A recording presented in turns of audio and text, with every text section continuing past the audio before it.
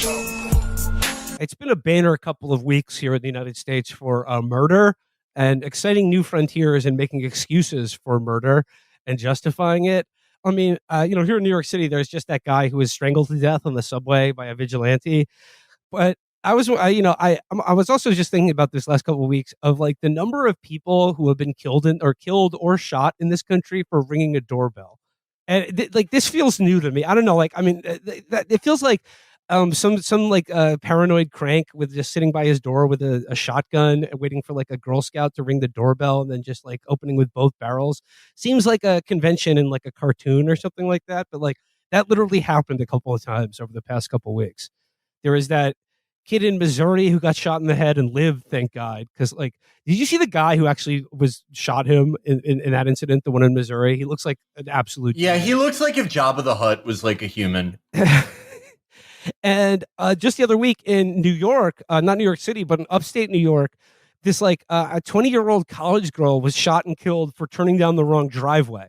And then before that, there was an incident in Texas where a car full of cheerleaders were shot because one of them got out of the car and accidentally got into another person's car, which I suppose she thought was an Uber or something, and was like, "Oh, I'm sorry." Got out of the car, got back into her car.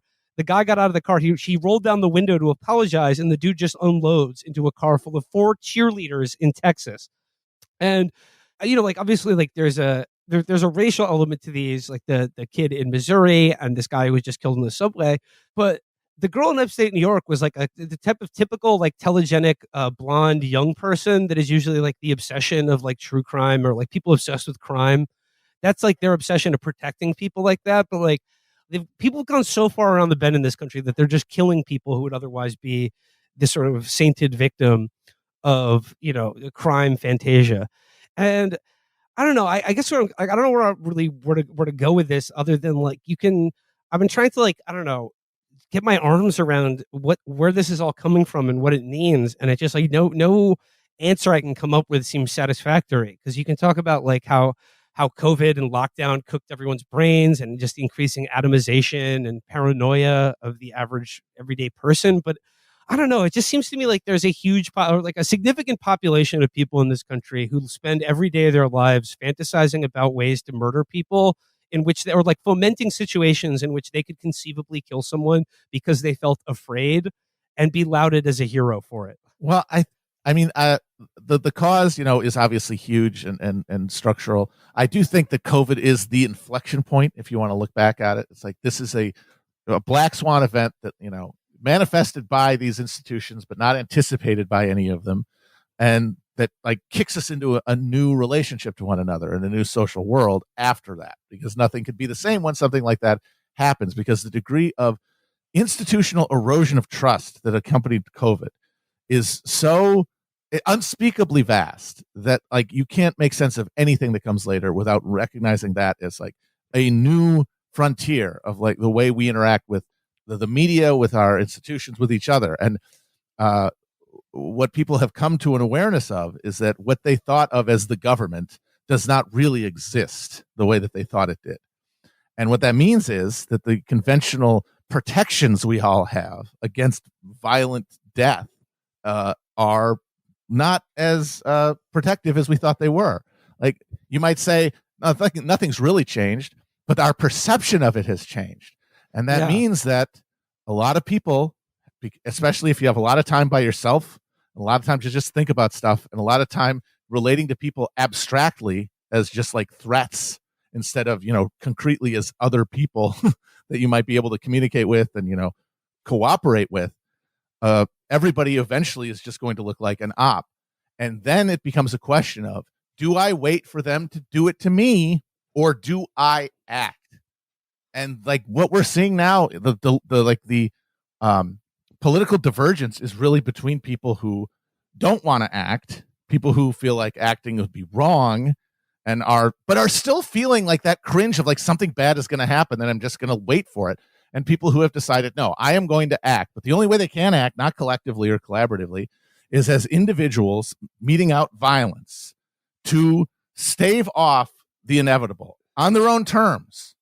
And that's the only alternative to just eventual destruction in more and more people's minds, because they're living in this box that's just picking them, poking at them every minute of their lives. And of course, their material conditions are probably decaying, accelerated by this economic engine we have being like pushed beyond its breaking point by COVID, and then never having any of that addressed. I don't know. I think that like for the last 70 years or so of American life, like waiting for an opportunity just to kill somebody as part of public life has just been a thing. It just It's in one way or the other. It's like part of the American way. Absolutely, it's like a desire that like a lot of people in the country have. 100%. I think that the center of gravity, like where that centers around, that changing is what's sort of interesting to me, because like 10 years ago, this was a thing. There was like a spate of like racially motivated like incidents surrounding cars, right? Like the Jordan Davis incident, like just things where like some old white guy thought like a black teenager was playing music too loud and like shot him. There was that one. There was just a ton of those. Or like George Zimmerman, a guy like patrolling his neighborhood, hoping that this exact not even like, his neighborhood, right? A guy patrolling a neighborhood, hoping that he would get into some sort of confrontation, and he did. The recent one, like the driveway and doorbell ones, are interesting because it's like everything else. It's like DoorDash-ified public murder. Like you get to live out that fantasy without having to like leave home. No, Felix, it it's seems the like perfect they have like Amerifat murder fantasy. Yeah. No, Felix, like it really seems like the Purge has been sort of democratized or gigified. That like like now it's like folks. It used to be the Purge happened one night a year, all murder was legal, but now it seems it's just like it's like a festival that goes on all year. But the Purge lasts longer and longer every year. Yeah, it's Purge Prime. Yeah. But like as a textbook example of this, did you guys see that the Facebook post from that insane TV weatherman that was talking about threatening to shoot a Girl Scout, or no, a little girl whose kitten had gone missing? I just want to read this Facebook post here. This is from, by the way, why is meteorologist like a 1-to-1 a 1-to-1 correlation between being a meteorologist and being a complete right-wing psycho? Because they actually do think they control the weather. Like they spend enough time in front of that giant green screen, waving their hands in the air and saying, and then there's going to be some cloud cover. In their mind, eventually, it's like, yep, that's I wave my hand and the clouds move. I think I hate to disagree again. I think it's sort of the opposite. I think that like what group of people makes them look bad the most? It's the Council of Rabbis changing the weather after their forecasts. Puts them at odds and sets them on a course of anti-Semitism. This guy posted, iWeatherNet said, a child just rang my doorbell. Folks, you do not ring doorbells in 2023. My 6 was loaded. Keep your kids away. And then someone responds to him saying, so you're willing to shoot someone just because they rang your doorbell? Stand your ground isn't meant for that. And the way you're nearly threatening anyone, specifically kids, is disgusting, and why some people shouldn't have guns. The guy replies, I was not fucking around. And then he goes on to clarify this incident a little further by saying, folks, is it a bad idea to allow your kids to go around ringing doorbells in 2023? Read the news. Stop it. If my doorbell rings again tomorrow, I might pull someone's hair. LOL, I'm just playing. But really, it is a bad idea for kids roaming around ringing doorbells. This is not 1972. If that brat rings my doorbell again tomorrow, I will call the police. Take notes. She was looking for her kitten. I'm so impatient. I feel bad because I warned her that I might pull her hair if they rang my doorbell again. She started crying. Then she told me her kitten was missing. I told her to call animal control because I saw them in the neighborhood a few days ago. Learning opportunity. She found a nice, grumpy old man. Others out there will cause harm. Please teach your kids to stay away from doorbells. Jesus Christ. I mean, like, this guy would be John Wayne Gacy, but he's like literally too lazy. He just doesn't have the initiative. And like I said, I remember like thinking about it as sort of like a cartoon comic presence of like ringing someone's doorbell and then having some old coot stick a shotgun in your face. The old convention would be is that they would open the door and stick a gun in your face. The new ones is that they just shoot through your car windshield or the door itself after you knock on the door. They don't even open the fucking door before they start unloading the fucking bullets at you. Well, you should have had the right door. What? Where is this guy a meteorologist in? Like, what is he the meteorologist for like Gary, Indiana? What dangerous place is he living in? I don't know that. The weather. Okay, let me look it up. This is iweather.net. Are we sure he's just not a weather enthusiast? Okay, it's the Dallas Fort Worth area. Yeah. So he probably has like a moat around his house. Like he's probably living in one of those Dallas suburbs where there's a what was that space movie where like rich people live in a space colony? Elysium. Yeah, he probably lives in the Dallas version of Elysium. Yeah, but I don't know. I mean, it's just like just trying to imagine like the cowardice that like has poisoned your soul to like be running away. Like forget children, forget a girl looking for her lost kitten, but just like that any knock on your door, any ring of your doorbell is like someone coming to murder you, and that you have to kill them first. It's just it really. I mean, I hate saying this because it feels like a cliche, but like you see shit like this, and you just like I really can't help but feel that like our society is just in full breakdown mode, like that we cannot go on existing like this. This is just or like like the guy being strangled to death on the subway, where it's just like you said, Matt. It's like people are either have to like be like, oh, like you shouldn't act, or then you should act but act violently and kill this guy and like put him in a chokehold for 15 minutes, but it seems like on the one side it's like everyone should be deputized to become social workers, and then which is like certainly more humane than everyone being deputized to become police officers, but like neither are realistic, like neither are like in any way, shape, or form a solution. I don't even think anybody like the gist of the responses to this incident show. It's not like that there's an assumption that you should be a social worker. It's that the noble and virtuous thing to do is just to not react to people like having very public mental breakdowns. And yes, it is a better thing to do that than to kill someone, obviously, but it is not virtuous. I'm sorry. It doesn't make you a good person to do that. The fact that we do that is a sign that we are fucked up. The fact that that's how we respond and that we can't imagine doing anything else. And I'm saying we in the most literal sense, kind of imagine doing anything other than at best just pretending someone doesn't exist.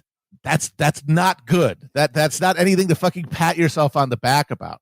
And it does create a situation where the only realistic, conceivable route towards action is violent action, is compromising to a permanent end and becoming an embodiment of if you could tell yourself that you're protecting people, you're being a sheepdog, whatever the fuck, but because it's just your individual instinct, it can't be anything other than just your rage and fear turned into an action that like gets you out of that frozen situation that otherwise there's no alternative to. It's just being frozen in this constant sense that there's something vastly wrong and that we keep doing the same thing every day.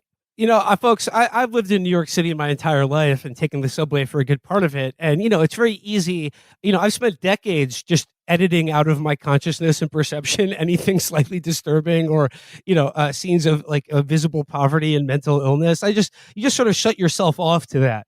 You just don't let it permeate your personal bubble.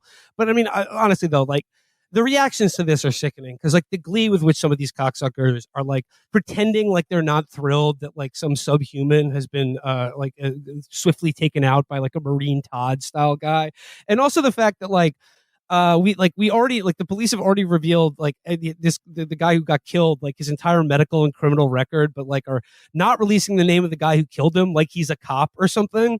It's just like the deputizing, and it's just like whether you get arrested for one of these murders is like will largely be dependent on who you murdered. Yeah, that's it. Like there's an in-group and an out-group. Like somebody said, I bet you wouldn't care if the reverse had happened.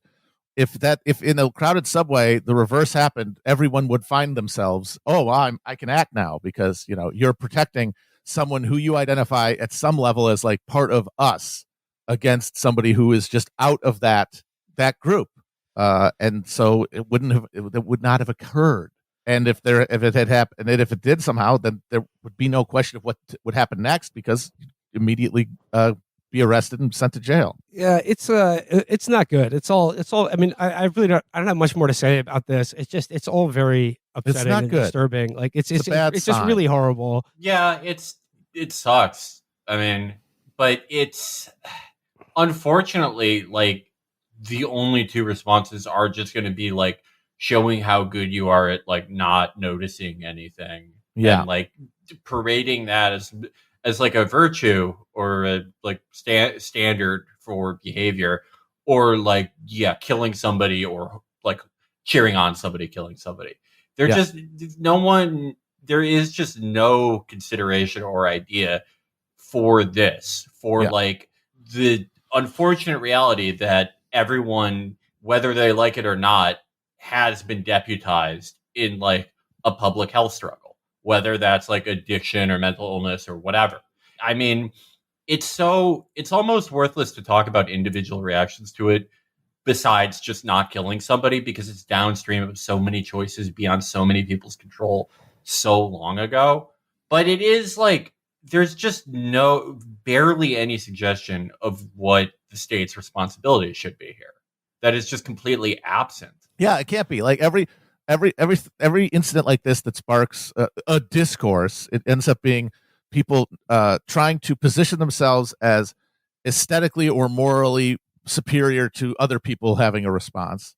And that's because you're dancing around this giant black hole, which is the things that made this happen are only accelerating, and there's no mechanisms interposed against them that could realistically slow the process down. And so there's no, all you can do. The question is, does he go to jail or not? Can we, after something has happened, can we apply a punitive response? That will never change anything. It can't. I mean, I also like there was the other incident in San Francisco of like some guy who worked for the fire department, like going around spraying homeless people with bear mace. And he was the fire commissioner for San Francisco. Fire commissioner, yeah, Jesus Christ. But like, like in these crises, like a mental health crisis, a drug addiction crisis, like a homelessness crisis, the people who fall into those categories are really the first to be made inhuman or subhuman and like outside the category of like their life having value. And Matt, I mean, it's something you've talked about on the show before. I mean, like the depressing fact is that like that group of people, like more and more people are going to find themselves on the other side of that wall. And whether you're liberal or conservative, just everything about our society and government is set up to like just have you not notice or not care as we like dispose of more and more and more of our own citizens. Yeah. Mm-hmm. Like, I mean, like Trump has already gotten ahead of this. Like he knows where this is headed. And so he just decided to say it in a way that others won't, when he said, we're going to just create camps and we're going to just forcibly move people to them. I mean, they're going to have maybe they'll have a Blue Lives Matter flag on them in some states, and they'll have a rainbow flag on them in other states. But like the camps are the thing that the policy machine we have is designed to spit out at some point or another.